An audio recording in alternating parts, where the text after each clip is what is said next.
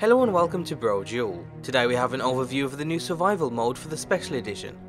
In this video we'll cover the new mode and how it'll affect your game. And then in the next video we'll show you how to easily replicate the same survival features using entirely free already existing mods. And we'll also show you how to get even more out of a survival playthrough.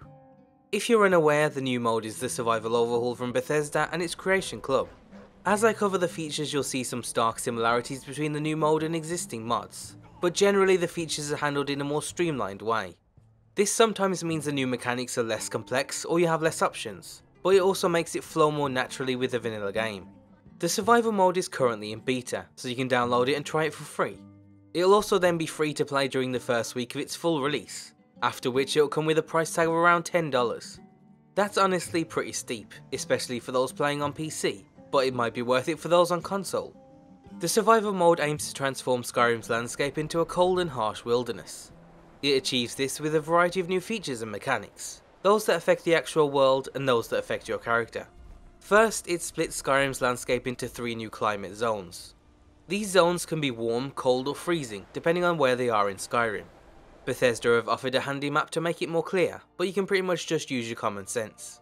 The southern areas, excluding the mountainous region, are mostly warm. The Midlands and going north towards Hammerfell, the much warmer province, is mostly cold. And the northernmost areas and nearly all mountain ranges are freezing. Preparing for a journey across Skyrim will actually require some thought, not only because of the new zones, but also because of the new player needs.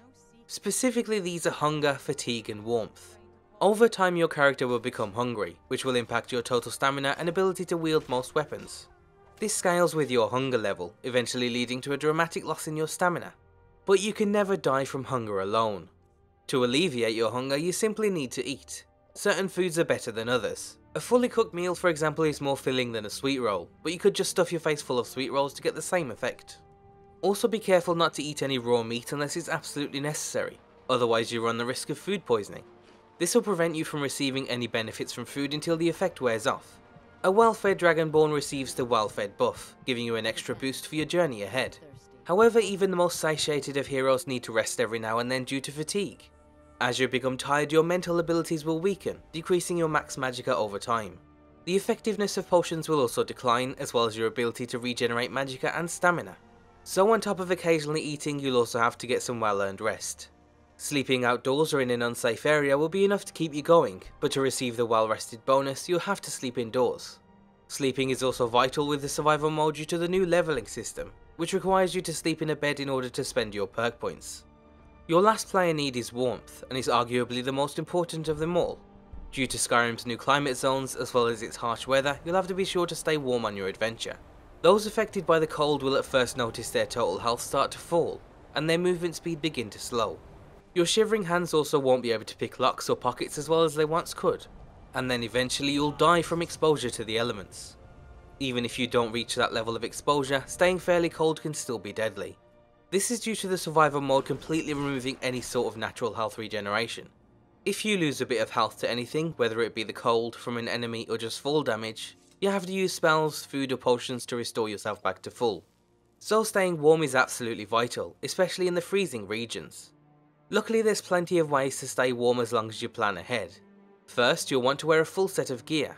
Each item's warmth rating will be displayed in the menu, but it's fairly simple in that all gear is the same rating regardless of its type. So you just need to be wearing something from head to toe. However, even a full set won't help you in a freezing region if there's also a harsh blizzard. In situations like that you either need to find one of the dozens of campsites laying all over the place, or head to a safe indoor location. This might mean sharing a campsite with a bunch of giants, or breaking into someone else's home just to survive. You'll also want to avoid any water in the freezing regions, as swimming in an ice cold lake is a quick way to die. If you accidentally fall into water, you'll want to get out as fast as possible, or cast a flame cloak spell to make you temporarily immune to the effects of freezing water. You're probably thinking that you can just fast travel to safety, but with the survival mode fast travelling is completely disabled. If you're travelling somewhere, it's by foot, on horseback or by carriage. There's no quick fix for getting stuck in a freezing blizzard in the middle of nowhere. Carrying a few bowls of warm soup can help temporarily keep you warm, as can holding onto a few extra torches. However, the mod also significantly reduces the player's carry weight by default. Becoming over encumbered will now quickly drain your stamina and cause you to become fatigued much faster. You can see if you're warming up or becoming cold simply by keeping an eye on the new temperature widget next to your compass. Unlike Frostfall, the new mode doesn't rely on new bars on the interface. Any lost to your attributes from your player needs will be represented by a simple and effective black bar on each of your existing health, magicka and stamina bars.